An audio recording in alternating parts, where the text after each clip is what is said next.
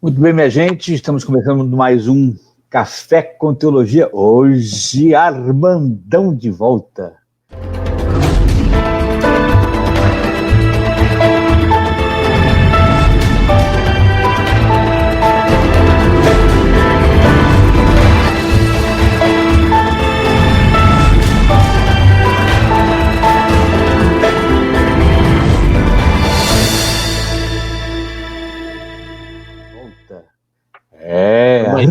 Reverendo Armando José. Hoje eu encontrei uma pessoa numa reunião pelo Zoom, por essas plataformas, acho que nem era Zoom, que falou que você é um amigo em comum nosso. Quem é? A Duda Araújo. A Dudinha? Sim. Ela falou boa. Que você conhecia pouco. E ela está fazendo um trabalho comigo. Eu conheci há pouco. Ah, tá. Gente boa. E ela está fazendo um trabalho comigo. É verdade. Você ficou 2 semanas fora aqui do Café com Teologia. Foi. Na primeira, eu tive que ser socorrido pelo Carlos Caldas, que, aliás, fez uma apresentação espetacular. Não sei se você chegou a assistir. Você chegou a assistir um pedaço, né? Vi. Eu estava lá para cima, para Juiz de Fora, e pude ver, graças a Deus. Carlos Caldas é um amigão. E aí você ficou 2 semanas fora daqui e conseguiu viver sem mim? Amigo a gente... Amigo não tem isso, não. Amigo a gente... Aquela coisa do Milton Nascimento, né? Amigo é coisa para se guardar. Guarda dentro do peito, né? Eu conheci uma pessoa uma vez que cantando isso, né, em homenagem a um amigo, eu falei, rapaz, agora que deu errado mesmo. Ela disse que amigo é coisa para se guardar no lado direito do peito. Eu falei, errou o endereço. E aí errou totalmente o endereço, né? Mas valeu a ideia, valeu o sentimento. Valeu pelo menos a intenção de dizer que era muito amigo, né? Não é? Pelo menos bom, aqui... é bom que a gente começa esse nosso encontro com gracejos, né, com piadas, já que nós vamos falar de graça, né? E para falar de graça é importante que a gente entenda exatamente o conceito de graça, que é fora do conceito de bem-humorado, né? Ainda que uma coisa leve muito para outra, até porque quem tem a graça é inevitavelmente, na minha concepção, uma pessoa bem-humorada, porque tem uma percepção diferente da vida. Mas hoje nós vamos falar da graça na visão do Manning, né? Do Brennan Manning, que escreveu o Evangelho Maltrapilho, que é um livro espetacular, tem aqui comigo também. É um livro muito gostoso, é um livro enternecedor, mas revelador em diversos aspectos, principalmente quando ele estabelece a graça, que hoje tem em determinados aspectos do pensamento evangelicalista, vamos colocar assim, de que eu preciso alcançar esta graça. Então é uma coisa meio louca, porque à medida que eu alcanço, custou, e se custou, não é de graça. É o conceito primordial da graça em Brennan Manning, Armando Ribeiro. Bom, tu falou dos livros, eu tenho aqui dele, eu tenho o Evangelho Maltrapilho, que é o best-seller, né, do Brennan Manning. Um outro livro que eu acho muito importante para os dias de hoje, O Impostor que Há em Mim, né, que é muito interessante. Todos esses 2 livros são da Mundo Cristão, né? Tem uma outra obra da Mundo Cristão também dele, que é O Deus Ama do Jeito que Você É, pelo menos dessas que eu conheço. Ele tem para mais de 30 obras, né? O Anseio Furioso de Deus é um outro livro muito interessante para ser lido. E há pouco tempo atrás, a editora Vida lançou esse livro aqui, que é O Pródigo, uma história maltrapilha. Para falar de graça do Brennan Manning, já assim, a gente primeiro tem que dizer um pouquinho da vida desse cara, né? Ele morreu agora, em 12 de abril, A gente perdeu o Jay Parker agora semana passada e o Burnham Manning morreu agora no dia 12 de abril. E ele por baixo, só de livros que publicou, são no mínimo 20. E já o final de vida, talvez até por conta dessas questões do alcoolismo, ele já estava bem debilitado. Ele venceu esse processo do alcoolismo, ele era uma pessoa muito sincera em relação aos seus dramas, ele deixa isso muito claro, não só no Evangelho Maltrapilho, como em outras obras também. Então, se sujeita como franciscano, que é a compreender a lógica sobre um aspecto, digamos, dentro da cultura católica agostiniana. Ele tem muita visão de Agostinho, obviamente, muita visão do apóstolo Paulo, e ele vai interpretar o conceito de graça como um conceito conforme o nome próprio diz, que graça é graça, o que nos vem de graça, o que nos vem por graça, que eu acho que é muito melhor da gente estar documentando, falando, né? Cristo morreu por nós e aí a nossa salvação se dá por esse elemento, por esse sacrifício que é um sacrifício gracioso. Isso quer dizer que o Evangelho Maltrapilho, na perspectiva dele, aí está muito ligado a essa configuração de graça que ele quer moldar, que é uma configuração de graça lá do calvinismo, o fato no que tange à humanidade, né? A depravação do homem, né? O homem que por si só, quando eu digo homem, é a raça humana, que por si só pecou, caiu e não tem por si mesma a capacidade de se achegar a Deus, senão por um exercício de graça de Deus. E esse exercício de graça de Deus se dá no sacrifício do Cristo. A preocupação do Branham Manning, daí é essa questão voltada ao Evangelho Maltrapilho, é o fato de que a igreja, ao seu tempo, ela se disfarçou de uma honra própria, de uma glória própria, se contabilizou como aquela questão das brincadeiras que a gente tem aí nas nossas igrejas. Eu, pessoalmente, não tenho assim, nada contra, mas eu acho que às vezes são excessivas, daquela questão do vaso de ouro, esse vaso valioso, essa ideia de medalhas que a gente começa a colocar nas pessoas da igreja como um exemplo, dando a elas um exemplo de uma conquista pessoal da salvação. E o Branham Manning, ele se preocupa justamente com esse contorno da hipocrisia da igreja.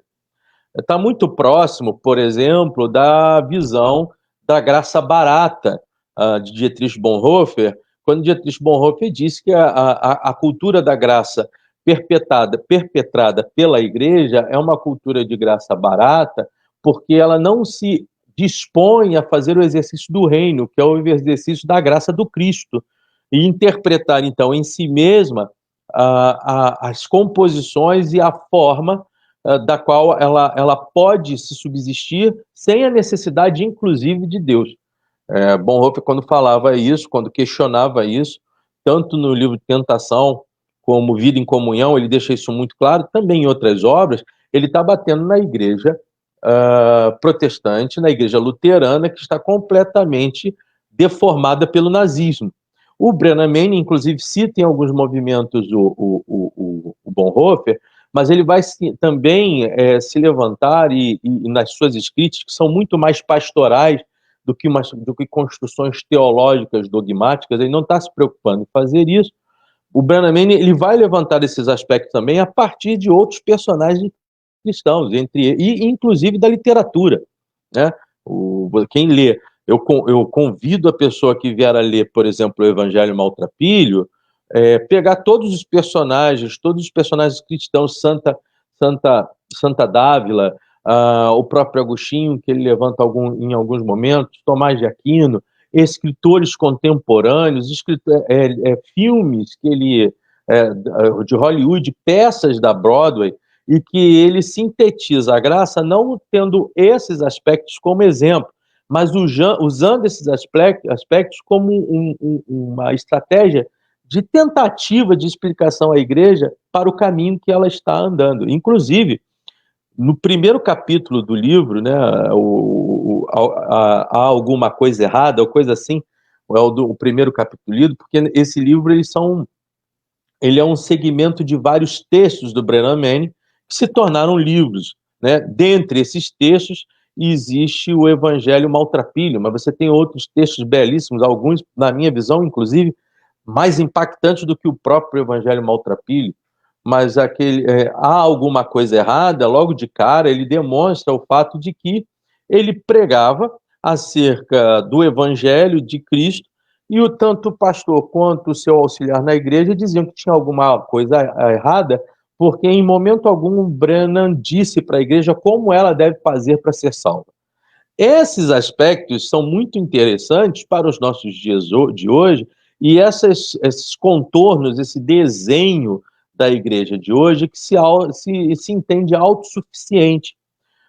Uma coisa que eu acho que é muito interessante para tentar explicar a questão do Branham Manning, né, que o nome dele, na verdade, é Richard Francis Xavier, e ele vai morar em um bairro pobre nos Estados Unidos. Ele trabalha, em Nova York, ele tem um contato com o que é pobreza, com o que é violência, enfrentou dificuldades internas na sua casa, foi um cara que viveu humildemente e depois seguiu o ministério sacerdotal na Igreja Católica, mas em algum movimento ele acabou não conseguindo, porque ele vai lutar a guerra por meio dos fuzileiros navais dos Estados Unidos, né? Então ele entra na Universidade de St. John. Isso quer dizer que na guerra que ele vai experimentar na Coreia, somada às questões do enfrentamento da sua pobreza, somado ao conhecimento que ele adquiriu no período que esteve na Universidade de St. John, ele vai fazer uma moldura de um caráter que, obviamente, ainda vai passar por momentos muito difíceis. Ele passa por um divórcio doloroso, ele passa, depois que ele sai da Igreja Católica, ele passa por tristezas dolorosas, buscou estudar na Universidade de Missouri jornalismo, mas a partir daí ele começa a ter questionamentos com relação a Deus mesmo, né? E é isso que vai fazer, por exemplo, ele ingressar na Igreja Católica.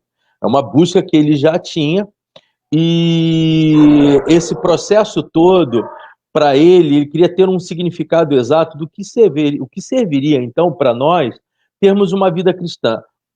Então, o conceito de graça o apanhou nesse sentido, porque ele não conseguia enxergar na humanidade, pela humanidade, diante das dificuldades que ele teve de vida, diante da sua própria vida, ele não conseguia aceitar o fato de que esta humanidade era perfeita o bastante para ser salva por ela mesma.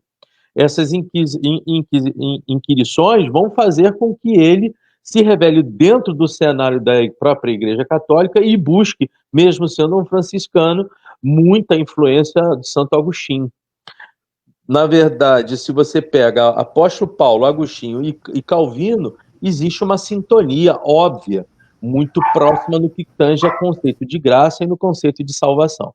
E a partir daí ele começa a construir essa ideia de graça como sendo algo de uma agência única de Deus, sem nenhuma sinergia, sem nenhum processo sinérgico entre homem e Deus. O homem não tem nenhuma capacidade de se fazer santo e não tem nenhuma capacidade de ser salvo por ele mesmo, e Deus não precisa da ajuda da humanidade. E esse é que é o grande problema. Quando ele levanta a questão do evangelho maltrafilho, ele quer apontar para aquele tipo de ser, para aquela pessoa que ele conheceu na Guerra da Coreia, para aquele homem que ele conheceu, aquele ser humano que ele conheceu nos movimentos tristes em Nova York, para as questões que ele também enfrentou do alcoolismo e para a arrogância que ele percebeu dentro dos próprios debates teológicos e dentro dos próprios ambientes teológicos e dentro dos próprios ambientes da igreja. Ele não entende, então, como é que o ser humano ou a igreja por si só pode conseguir a salvação pelos seus esforços únicos. É mais ou menos esse processo que vai dar um impacto muito grande para essa ideia de graça que ele tem, e é óbvio, ele vai, ao se converter ao protestantismo, ele vai nadar nas linguagens de Lutero e vai, óbvio, nadar muito na linguagem e nas institutas de Calvino. Pois é, então, observando essa visão e esse ângulo pelo qual o Branham observa a graça, e quando ele faz essa comparação com as mazelas da humanidade, digamos assim, fica muito claro de que ele chega à conclusão de que o homem por si só não poderia ser logicamente salvo por si mesmo, né? O homem, a humanidade não teriam como fazer isso. Muito bem. O nosso discurso evangélico também é este, de dependência da graça, dependência da ação divina manifesta em Cristo Jesus como um resgate para nós. Acontece que, na prática, nós, de certa forma, quando eu falo nós, eu falo no sentido genérico, nós, de certa forma, estimulamos o conceito de que eu preciso fazer alguma coisa para chegar a essa graça, para chegar a esta salvação. Por quê? Em todo momento eu coloco cenouras na frente da congregação, para que ela alcance isso, e quase sempre ligada à salvação propriamente dito. Considerando, inclusive, que essa salvação está ligada a bem-estar, a vantagens, a ganhos, a melhorias e coisas do gênero. Portanto, quando eu falo de graça, eu estou falando de um conceito de resgate, mas a nossa prática está falando de um merecimento condicionado. E aí deixa o povo todo louco, porque aí ficam aquelas pessoas achando que, se aconteceram... Ontem mesmo eu estava dentro de uma conversa e a pessoa disse assim: ainda bem que fulano teve tempo de se arrepender. E eu falei assim: e se não tivesse tido? Então teria ido para o inferno. Eu falei assim, meu Deus! Eu tenho aquela... Eu normalmente sempre cito esse exemplo que eu tive nessas pregações que a gente faz nas igrejas. Um sobrinho frequentando depois de muito tempo, e por coincidência foi um dia que eu fui pregar na igreja dessa tia. Um sobrinho apareceu na igreja, e no meio na hora dos cumprimentos, aquelas situações todas, ele passou por detrás dela e na minha frente e andou, foi para a cantina, não me lembro agora para onde ele foi, vestido a caráter, do jeitão dele. E aí a tia, ao invés de estar festejando a presença do garoto ali, e a mensagem no dia que eu preguei tinha tudo a ver com a vida do rapaz, depois eu conversei com ele, um menino muito bom, um garoto bom mesmo, sabe? E a tia chegou para mim naquela questão do orgulho evangélico, da arrogância religiosa, e disse para mim assim: pastor, aquele menino ali só a graça. Aí eu perguntei para ela, né, mas minha querida, para quem não é? Você estava falando uma situação interessante, assim como Lutero teve um líder, teve um pai espiritual dentro da Igreja Católica, o Branham Manning também teve um frade franciscano que era o seu líder, e ele sempre fala sobre isso. Ele descreve que é uma das frases que ele cunhou para o coração dele, e que o sábio disse para ele o seguinte, que ele aprendeu de uma certa forma que depois que alguém conhece o amor de Deus, nada mais no mundo é tão belo e desejável. Quer dizer, quando você conhece a graça do Cristo, você começa a interpretar o cenário da vida de outra forma. E essa situação que você falou aí é uma das grandes lutas que ele teve, e ele começa depois, passou por todas as situações e dificuldades emocionais, pessoais, que todos nós podemos ter e todos nós já tivemos, cada um. Então não cabe aqui nenhum sinal de julgamento, pelo contrário, cabe aqui inclusive o agradecimento a Deus pelo processo de transformação que ele teve. E a ideia que a igreja às vezes não compreende, que ele tenta deixar, e eu vou trazer segundo a minha percepção e não a dele, mas fazendo uma leitura do cenário de conversão como se dá, as pessoas normalmente dizem que depois que conheceram Cristo, mudaram. Mas essa questão do mudar, pouco ou nada diz. Porque você pode mudar alguns símbolos de vida, alguns trajes que você acha que esse traje vai te fazer ser mais santo, ou que isso é uma total ignorância no campo da... Quer dizer, Ninguém está dizendo aqui também que você deve chutar o pau da barraca, mas você achar que simplesmente porque você mudou de roupa, a partir daí, você já é o cara, ou você já é a profeta, a mulher de Deus, eu acho isso aí um absurdo muito grande. E eu levanto sempre isso, porque não adianta mudar. O metanoia não quer dizer apenas uma mudança, quer dizer transformação. É a mudança de essência. Porque eu posso mudar sendo ainda eu do jeito que eu sou. Uma mudança, uma transformação através, né? Metanoia, a mudança através, não por fora. A mudança ela tem um aspecto transcendente. Eu posso mudar, eu posso ter mudado, eu posso ter sido um ateu, digamos assim, convencido do ateísmo, e em algum momento me converti da igreja evangélica e só mudei o dial, só mudei um pouquinho o sinal do rádio e não mudei mais em nada, a não ser isso. Quer dizer, eu não mudei o tipo de personalidade, eu não deixei de fazer o que eu fazia, eu consigo ser o mesmo canalha na igreja da forma como canalha eu era antes, né? E eu não estou dizendo que o ateu é canalha, estou dando um exemplo personificado num personagem, né? Então, assim, os canalhas, né? Existem muitos canalhas dentro da igreja. A história da igreja ela é cheia de canalhas, né? Cheia de situações onde pessoas se convertem. Aquela situação, por exemplo, do período da mudança do sinal, quando a igreja deixa de ser perseguida para ser poderosa, né? Quando em Roma você tem, em Constantino, a oficialização da igreja como sendo uma igreja do Estado, vários canalhas se tornaram sacerdotes. Houve mudança nesse pessoal? Sim, houve mudança. Mas transformação é a grande questão. E é uma situação da qual o Branham Manning se abraça, se deposita nas suas palestras e nos seus textos. E muita gente, eu percebo, e principalmente no filão dos meninos teólogos, tem uma garotada agora metida a fazer teologia, mas uma teologia da mais preconceituosa possível, seja ele um Calvino, interpreta Calvino mais do que o próprio Calvino se interpretaria, e acha também que o mundo está limitado a Lutero e Calvino.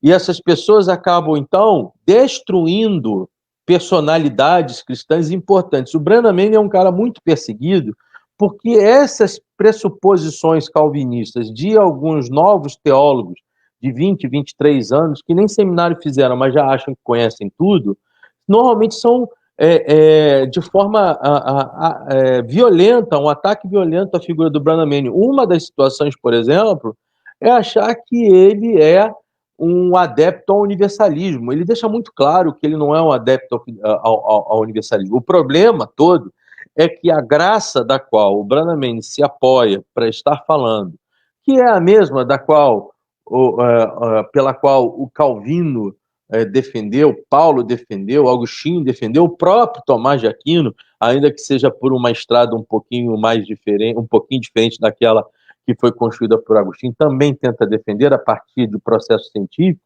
Essa estrada e esse elemento de graça é muito mais difícil do que, por exemplo, você se tornar um cara do que você tornar um cara puritano do sul dos Estados Unidos na virada do século, que muitas vezes era altamente preconceituoso e interpretava a salvação como uma ação pura e simples sendo sua. E essas são as grandes... Por que eu estou levantando a questão do puritano de terceira onda dos Estados Unidos, no sul dos Estados Unidos? Porque é o personagem, ou são personagens com os quais o Branham Manning vai se debater. O Branham Manning conheceu muito a pobreza, visitou favelas, visitou comunidades destruídas pela pobreza, e tinha uma preocupação muito grande sobre qual era o papel da igreja no sentido de abraçar o pobre. E ele não... mas aí hoje, com a questão polarizada do jeito que está, vai ter aquele que vai dizer ele era de esquerda, ele era de direita. Isso me entristece demais, porque as pessoas deixam de ler doçuras que são vitais para os dias de hoje numa igreja que é mercantilizada, numa igreja onde as Bíblias se tornaram muito mais itens a serem comprados do que lidos, em comportamentos de hipocrisia e de santidade vazia. Então, tentar enxergar uma possibilidade, um caminho que a igreja possa ter diferente do caminho que ela tem construído. E que a linguagem dela tem que ser depositada justamente nessa transformação que é se lavar mesmo no Espírito de Deus. E se lavar no Espírito de Deus não é procurar apenas os digamos, fenômenos dos dons, como tantos procuram, mas é procurar a integridade e o caráter do Filho de Deus, do servo de Deus, né? Que olha para Cristo e é capaz de dizer para um outro, como Paulo dizia para a sua igreja, sede imitadores como eu sou do Cristo. Então, o Branham ele sofre alguns ataques que eu acho completamente inapropriados, fora de questão, injustos, e as pessoas não compreendem que a graça de Branham é uma graça muito mais difícil do que aquela que eles defendem, porque é uma graça da integridade maltrapilha. É você se compreender incapaz para qualquer coisa no reino se não houver o objeto da santificação e da ação vicária, a ação do Cristo. Ao mesmo tempo, ele vai levantar dois fenômenos, esse da arrogância religiosa ou então do vitimismo, das pessoas que precisam, e nós temos muito isso no meio da igreja, as pessoas que acham que não podem fazer nada porque elas são pecaminosas, porque elas são degradantes, porque não tem mais jeito para todas elas. E ele diz, olha só, não há impossibilidade do amor de Deus com relação a você. O que existe aqui também é uma arrogância negativa da pessoa. O Branham Manning, nesse livro aqui, O Impostor que Vive em Mim, ele tenta, de toda forma, mostrar como nós interpretamos personagens. E ele anuncia, então, que internamente eu sou o maior impostor de mim mesmo. Quando eu busco esclarecer para o outro total capacidade de vida, alguém que não tem nenhum problema, alguém que está cônscio do que tem que fazer, alguém que só tem pecado porque a Bíblia diz que tem. E esse personagem arrogante, que o Branham Manning vai levantar isso no Evangelho Maltratado. Oi? Já que a Bíblia diz, né? Ele mesmo não vê nada, não, mas já que a Bíblia diz, ele aceita, né? Vou dar como é que um voto de confiança no Evangelho e nas cartas apostólicas, né? Mas... Agora, você sabe que eu estava conversando com o Kenner na semana passada, aqui no Café com Teologia, e eu fiz uma pergunta para ele da seguinte forma: se a lente para olhar para o Apocalipse não muda, na verdade, não é influenciada de acordo com a circunstância social do leitor.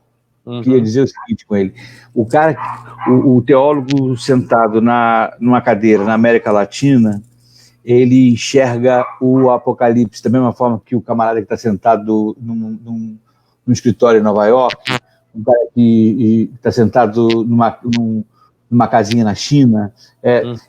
Isso influencia a visão do Apocalipse. Ele concordou comigo que sim, e por vários motivos. Está aí, quem quiser depois dar uma olhadinha no Café com Teologia da semana passada, que está muito bacana.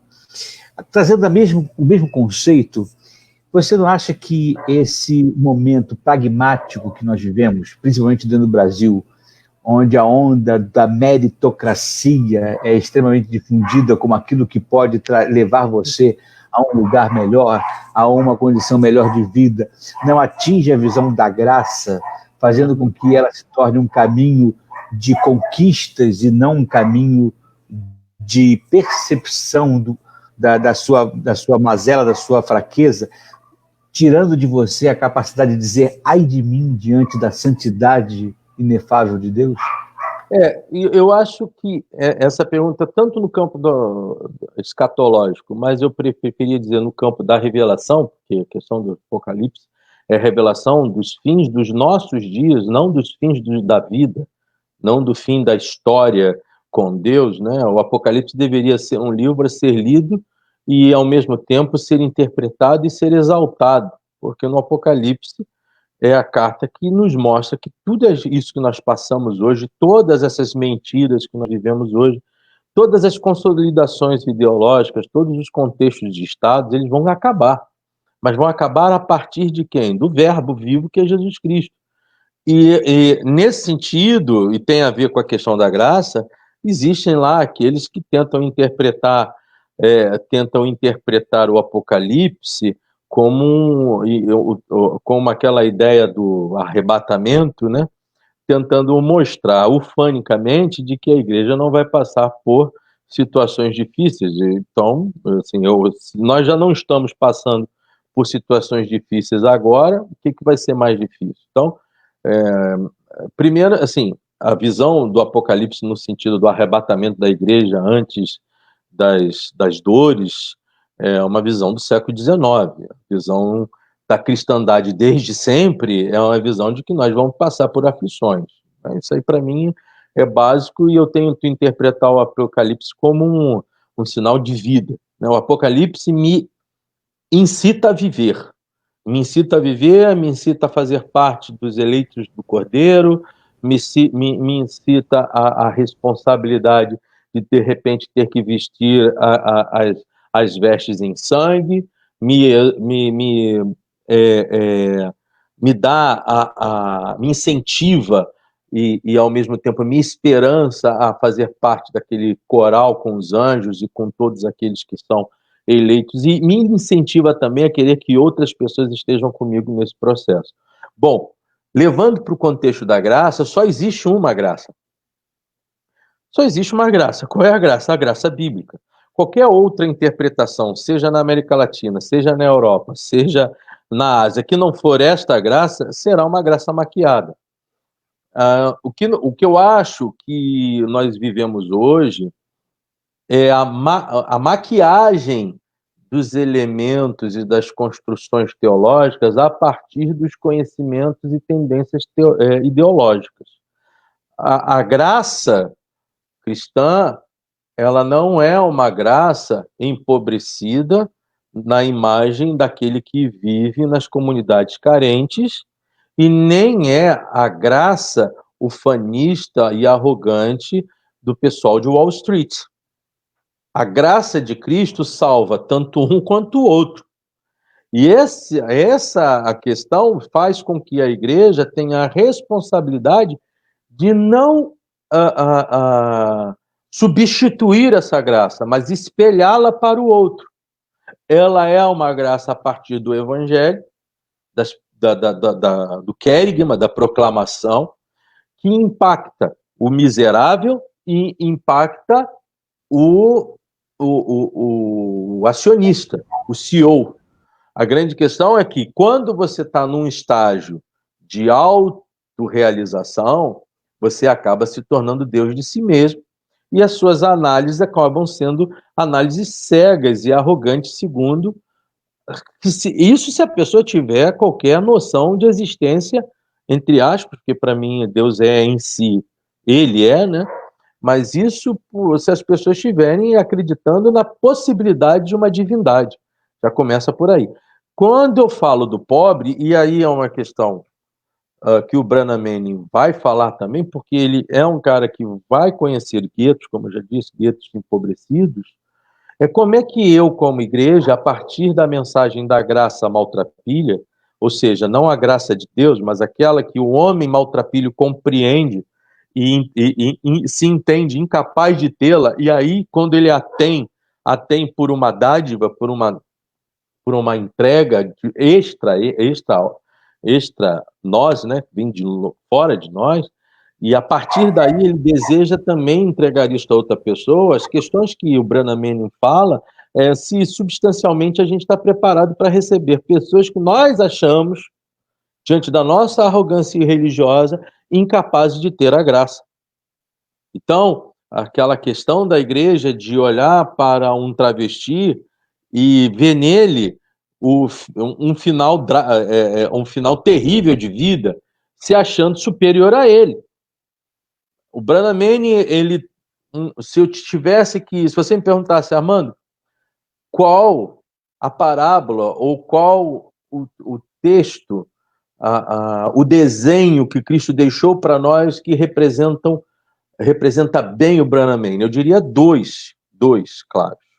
O primeiro é o filho pródigo, né? A questão do filho pródigo, que ele coloca a contraposição entre o irmão mais velho e o filho mais novo, e entre um e o outro, a graça do pai, que consegue impedir o filho mais novo de autoacusação, dizendo, olha, quem salva ou quem recebe você sou eu não vou receber você segundo as tuas condições de receber, já que eu te deixei ir segundo as condições que você quis ir. E ao filho mais velho, ele diz, olha, eu também não vou ser movido pela tua autojustiça. Esse é um processo que o Branham Manning toda hora vai falando da autojustiça da igreja e, ao mesmo tempo, de nós reivindicarmos as penas quando nos achamos em pecado. E o segundo... Não é você que vai dizer como é que eu tenho que olhar para você. Não é você que vai dizer de que forma eu vou receber você. E eu já olho para você do jeito que você é e te amo. Você não precisa mudar para que eu te ame. Eu te transformo porque eu já te amava. Lógico. Então Deus, ele deixa muito claro, e essa talvez seja uma questão que os mais, não digo conservadores, mas os mais reacionários se irritam. Porque, de fato, todos nós somos maltrapilhos no sentido da nossa essência, e, ao mesmo tempo, todos nós, sob a graça de Deus, sob a graça do Cristo, temos a possibilidade da transformação, né? Claro. Um segundo ponto, uma segunda imagem que me parece representar bem a fala do Branham Manning é a do... Eu não vou nem falar do bom samaritano, porque só dizer bom samaritano é preconceituoso, né? Parece que todo samaritano é ruim, mas existia lá um bom. Mas a parábola do samaritano, né? A parábola do samaritano é algo importante, porque o samaritano das três homens que passam por aquele assaltado, ferido na estrada, o samaritano é o que está na mesma condição daquele assaltado, mas está numa condição social, por todos os aspectos preconceituosos que existiam entre os de Samaria e os da Judéia. E o ódio que eles nutriam um para com o outro, sobre aspectos de um mesmo Deus, né? Só para que tenha noção, o samaritano entrava no templo por uma porta diferente do judeu. O samaritano tinha que tomar um banho e depois ele tinha que ser verificado por um sacerdote se ele estava limpo, para poder, então, oferecer o holocausto em lugar diferente do judeu. Então, ele também era um cara mistificado, né? Era um cara rotulado, era alguém colocado em segundo plano, em terceiro plano, ou talvez em plano algum. Mas o que está caído muito tem a ver com alguém que tivesse, se bem, sem ter se machucado, sem ter sido ferido, talvez num estágio melhor do que o dele. Porque seria judeu, como o escriba e o fariseu que passaram por ali. E esse cara seria bem recebido pela religião. E essa situação que o Branham Manning incita, a religião que recebe bem quem se acha bom ou quem ela acha que está bem.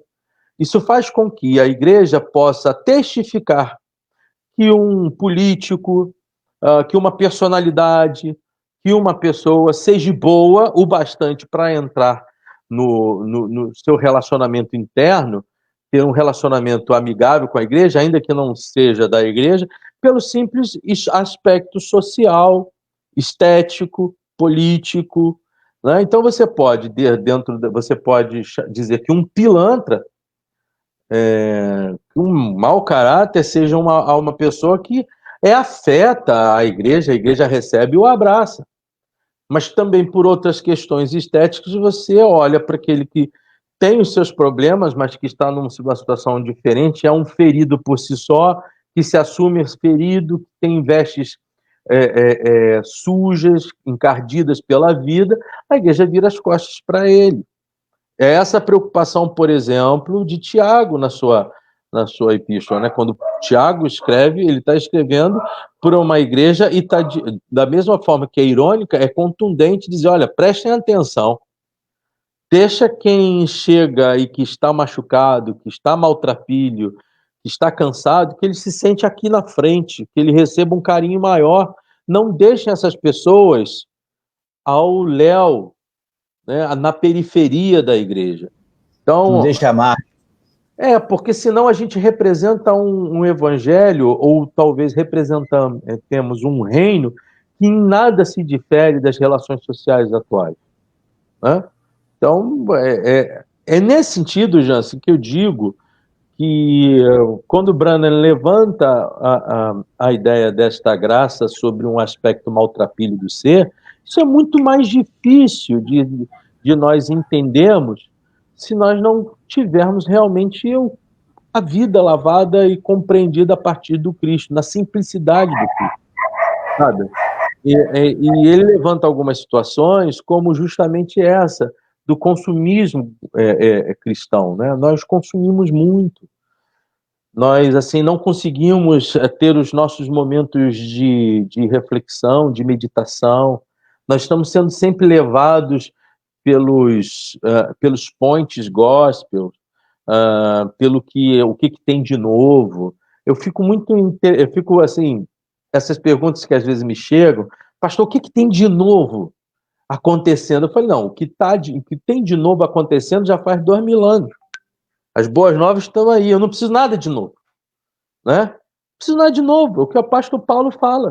Eu não preciso de nada de novo, né? Porque onde abundou o pecado, superabundou o quê? A graça de Deus, e a graça de Deus eu a tenho a partir do Evangelho. E não tenho falta de nada. Oi? E não tenho falta de nada, diz Paulo. É claro. Não é antididática, né? Agora, pegando o esteira do que você está falando, me vem à cabeça um outro aspecto bastante interessante, que essa mesma ideologia da meritocracia, do fazer por si para conquistar alguma coisa, de certa forma também imprime, né, sobre a congregação, sobre as pessoas, a ideia de que ela precisa o tempo todo estar fazendo alguma coisa para merecer a graça, e que ela a qualquer momento pode cometer alguma coisa que de fato fazer perder a graça. E essa dicotomia de eu faço para ter, eu não faço, eu perco, dá a terceiros, entrega na mão de manipuladores a capacidade de se sentir no direito de dizer você vai, você não vai, você fica, você não pode ficar, e aí tomam conta da vida do outro de uma forma a lhes dominar, em vez de lhes ensinar a tranquilidade e a paz que a graça dá, exatamente porque você sabe que, como você não fez nada para ser resgatado, também não há nada que você faça que lhe possa provocar a perda desta mesma graça. Aí eu vou trazer um pouco para o calvinismo, para Calvino, não para o calvinismo, mas para Calvino, os 5 pontos do Calvino, né? Que é depravação total, expiação ilimitada, eleição incondicional, graça irresistível e perseverança dos santos. Um destes pontos é justamente o que você falou, a graça irresistível, né? A graça eficaz, a vocação eficaz, né? Então, é aquela graça que, por influência do Espírito Santo, é irresistível ao homem, ao ser humano, né? Combatê-la. Quando ela vem, ela vem. Eu tenho símbolos. Nenhum símbolo para mim é tão forte quanto. Normalmente eu me sinto até repetitivo nisso, mas como a forma que o C.S. Lewis disse da aceitação dele acerca do Cristo, né? Porque o Tolkien o convenceu à existência de uma deidade. Tolkien era um católico fervoroso e alguém que assumia uma relação com Deus sob um aspecto assim inquestionável. Ele não discutia o amor dele por Deus, a doutrina católica, a sua redenção. Tolkien não discutia sobre isso. E certa vez, você não tem só Tolkien, né? Você tem Chesterton também, que era um pensador, mas muito, muito defensor da causa cristã católica. Então, uma vez o C.S. Lewis, ainda no seu agnosticismo, ele se pergunta, né, como pode pessoas tão boas acreditarem em Deus?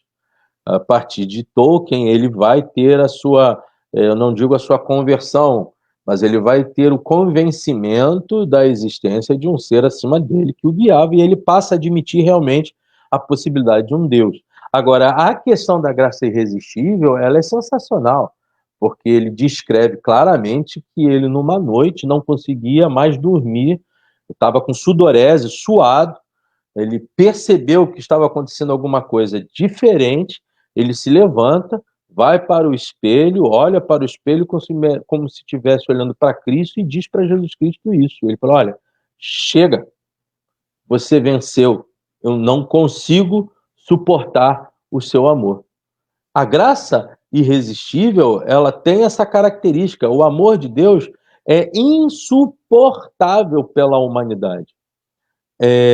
Tem uma situação, e é insuportável no sentido de que eu só consigo suportar o amor de Deus porque ele me capacita a isso, porque é algo violentíssimo. O amor de Deus é algo violentíssimo, as pessoas não compreendem. O amor de Deus é algo mais violento do que todas as armas e mísseis, ogivas e atômicas existentes em todas as superpotências do mundo. Porque é algo que te invade de dentro para fora, né? E esse processo, por isso, depois, por conta disso, é que eu vou ter perseverança, a chamada perseverança dos santos, ou seja, daqueles que Deus os separou por amor. Quem são esses santos? Não sei. Eu tenho certeza da minha situação e esperança na dos outros, e não tento carimbar ninguém como salvo ou não salvo. Eu não sei, Jansen. Eu não sei. Eu sou um cara, inclusive, às vezes eu tenho um debate com a minha esposa, eu vejo frutos na vida de pessoas que às vezes não estão dentro daquilo que tradicionalmente nós chamamos de igreja, como Gandhi, por exemplo, e eu não me sinto capaz de julgar a vida de Gandhi, eu só me sinto capaz de admirá-la. E nesse sentido, eu não me acho tomando nenhuma decisão contrária a qualquer tipo de dogma ou credo cristão, eu simplesmente me faço de rogado diante do amor de Deus.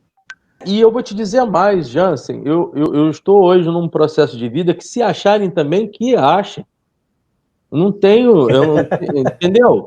Eu estou sendo claro, assim, eu estou dizendo que a situação do C.S. Lewis, a conversão do C.S. Lewis se dá, o entendimento da possibilidade da divindade se dá sob influência do Tolkien. Mas a conversão do C.S. Lewis se dá a partir de um fenômeno dele com o silêncio. Sem nenhuma pirotecnia. O que você está trazendo do C.S. Lewis é muito parecido com o que Paulo mesmo relata quando ele conta a sua conversão. Não estou falando ainda do livro de Atos, mas lá no final, quando ele próprio relata a sua conversão, ele diz que Cristo diz a ele: dura coisa é recalcitrar contra o aguilhão. Exato, é isso mesmo. Você está tentando pedir isso, você está tentando ir contra isso, mas está claro que você já não aguenta mais. Sim. Você está se machucando, você está indo contra a sua natureza, está indo contra aquilo que te enternece, que te toca. Eu imagino o quanto aquele apedrejamento de Estevão, o comportamento de Estevão deve ter mexido com a cabeça de Paulo, porque uma pessoa não pode agir daquela forma, sendo uma coisa errada, sendo uma coisa montada por ela, tem que ser além dele. Aquilo balança, Paulo não tem dúvida, e quando esse Paulo cai no caminho de Damasco e ouve dura coisa recalcitrar contra alguém. Deve estar ouvindo alguém que sabe exatamente o que ele está passando e que ele não está mais suportando viver dessa forma, porque ele está indo contra aquilo que ele já começou, de certa forma, a acreditar também.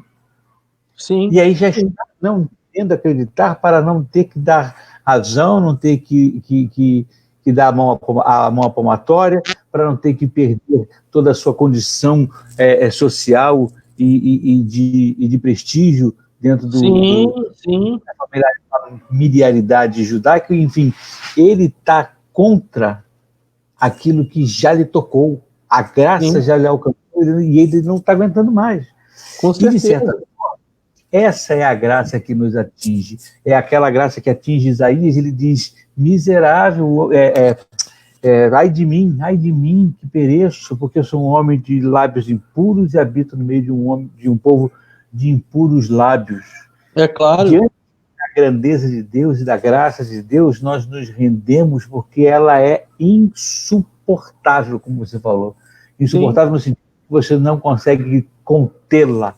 Ela chegará e você precisa abrir o coração. Dessa mesma forma, você não vai conseguir fazer nada que arranque-a de você, porque você não a conquistou. Você não pode perder aquilo que não conquistou. Mas essas pessoas são levadas a pensarem dessa forma, ainda que se diga o contrário, no sentido formal, na prática, os púlpitos vivem fazendo com que as pessoas se sintam cada vez mais dependentes da mão abençoadora de quem pode dizer que você está certo ou você está errado, você pode ou você não pode.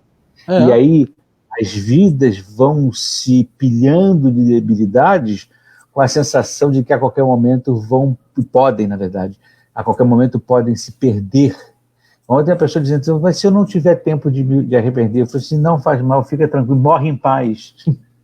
Morre em paz. Exato. Porque todo mundo tem que ter 1 minuto de antecedência para poder pedir perdão, e você não teria tempo em 1 minuto, em 2 minutos, de pedir perdão por todos os seus pecados.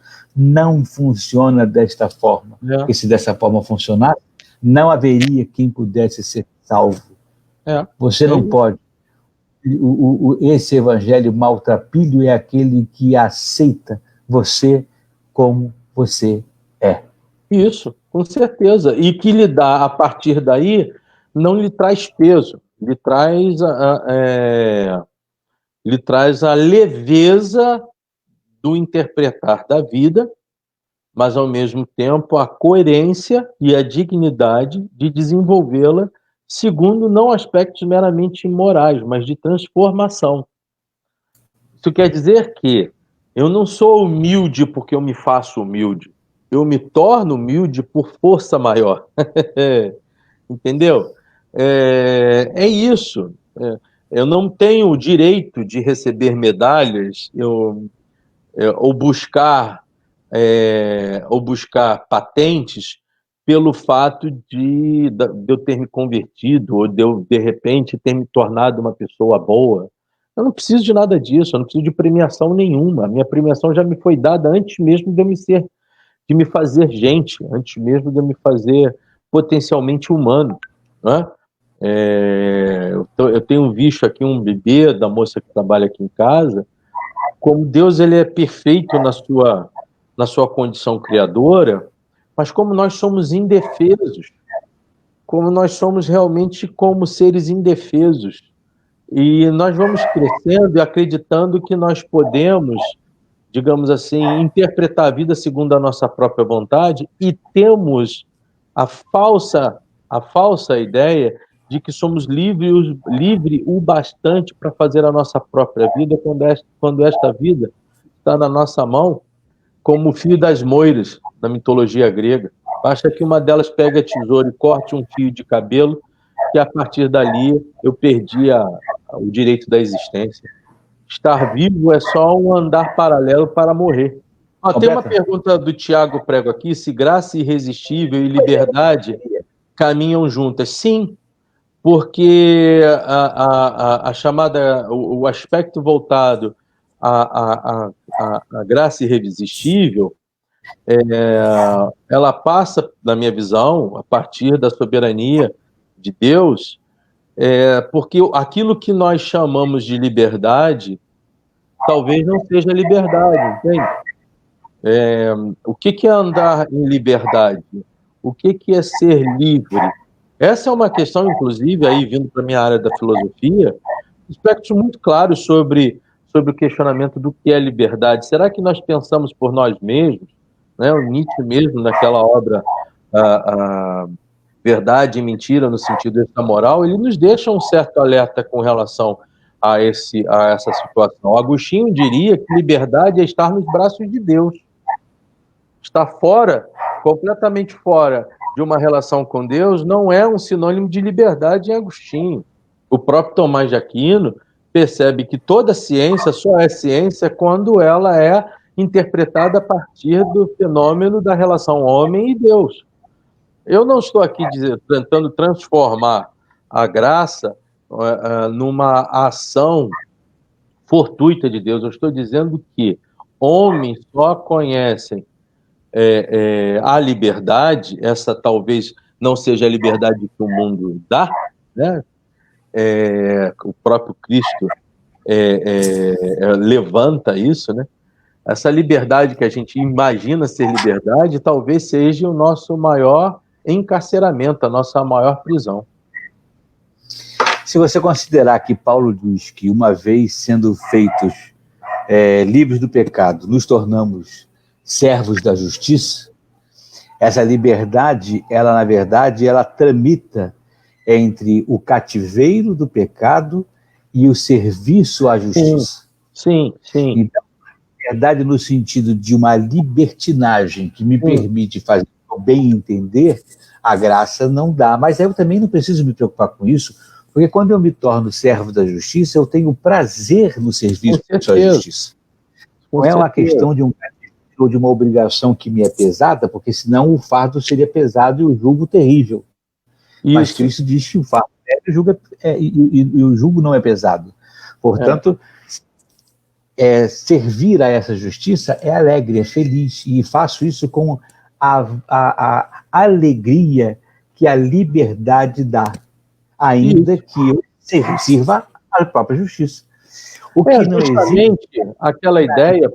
Perdão, desculpa. Não tem problema. Estou fazendo essa dialógica proposital, nessa ideia, para que não haja o sentido de que, quando a gente fala de graça, está falando que a pessoa pode fazer o que bem entender. Não é isso. Mas isso também nunca foi assunto e nunca foi discutível. Porque quando eu sou, pela graça, salvo, eu não preciso fazer nada para esta salvação, mas eu naturalmente sou, pelo Espírito que me transforma, um servidor da justiça. E como servidor da justiça eu tenho prazer nesse serviço e vou viver diferente.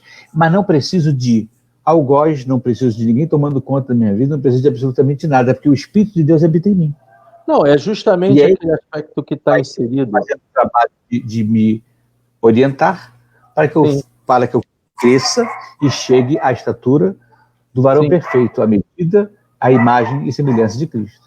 A passagem de Cristo, quando em João ele diz da entrega de um Consolador, que é o Espírito Santo, aos seus discípulos, ele chama esse Consolador do Espírito da Verdade. E ele diz o seguinte: o Espírito da Verdade que o mundo não pode receber, porque o mundo não vê e nem o conhece.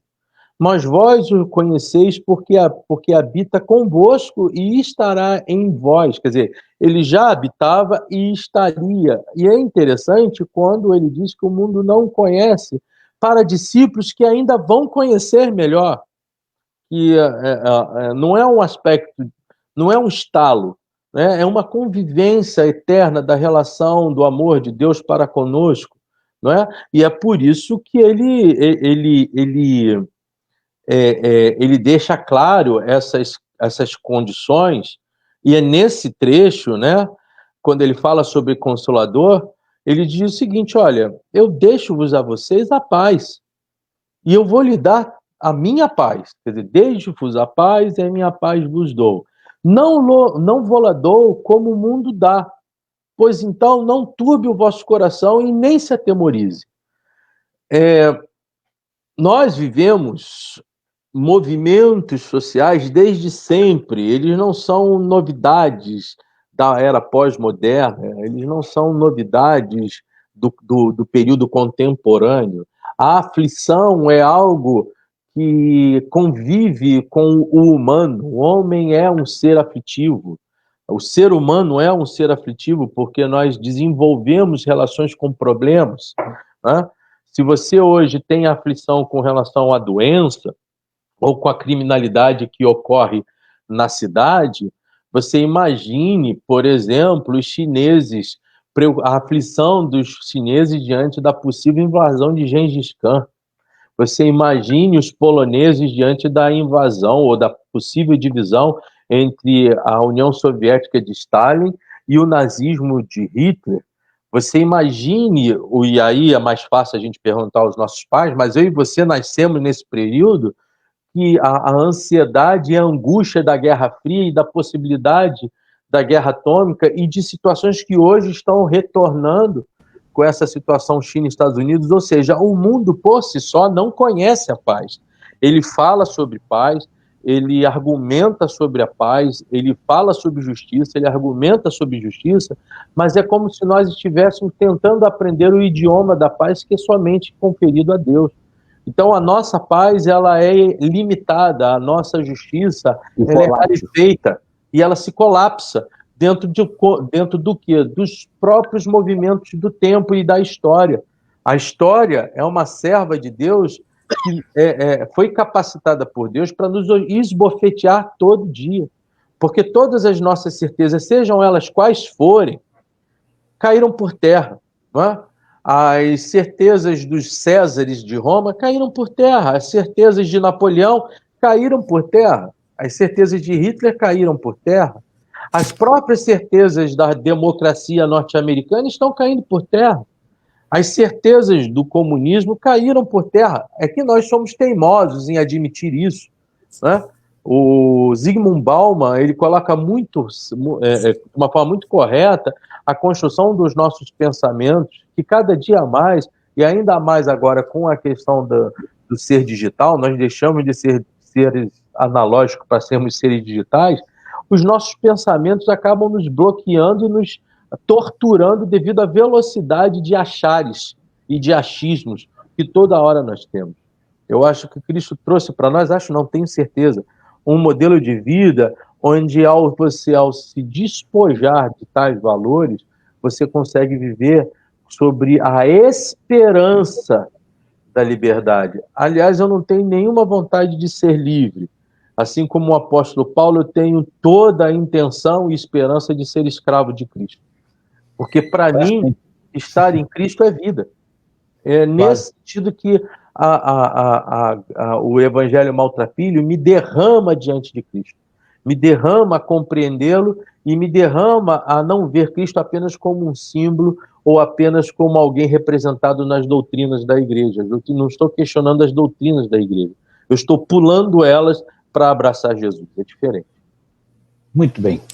Meu amigão, Armandão, mais uma vez, foi maravilhoso bater esse papão com você, é muito gostoso. A gente poderia fazer lives aqui a vida inteira, se pudéssemos, né? A gente tem, graças a Deus, uma quantidade bastante expressiva e crescente de bons teólogos, de bons pensadores brasileiros, né? Foi uma alegria muito grande conhecer o Carlos Caldas. Eu já conhecia o Kenner, mas foi mais feliz ainda tê-lo comigo aqui no Bate-Papo do Café com Teologia. Ambos voltarão em breve, a gente já está fazendo pauta para eles retornarem. Então a gente vai tentar até melhorar um pouco essa nossa plataforma para ter mais gente junto aí, batendo esse papo, como se fosse uma grande mesa de um bate-papo, de um lounge desse qualquer. Sim. Né, que a gente papeia. Obrigado pela tua alegria, pelo teu carinho e pela tua generosidade. Manda um beijo para a dona Fátima. Eu agradeço. E até semana que vem, de novo, com mais um Café com Teologia. Beijo, querido. Deus te abençoe. Obrigado, Jean. Um abraço a todos que ouviram a gente. Eu queria deixar para todos que ouviram aqui esse nosso bate-papo que há possibilidade da igreja ser igreja. A única possibilidade da igreja ser igreja ela se dá no Cristo. tudo que esteja Amém. fora do Cristo não é igreja. É um arremedo de igreja. Certo? Um beijo no coração, um papo muito gostoso, Jansen. Deus te abençoe. Um abraço a todos aí. Querido. Obrigado a todos que nos assistiram até agora. E um beijo para você também, para a família toda. Um beijo, tchau. Beijo, filho. Tchau.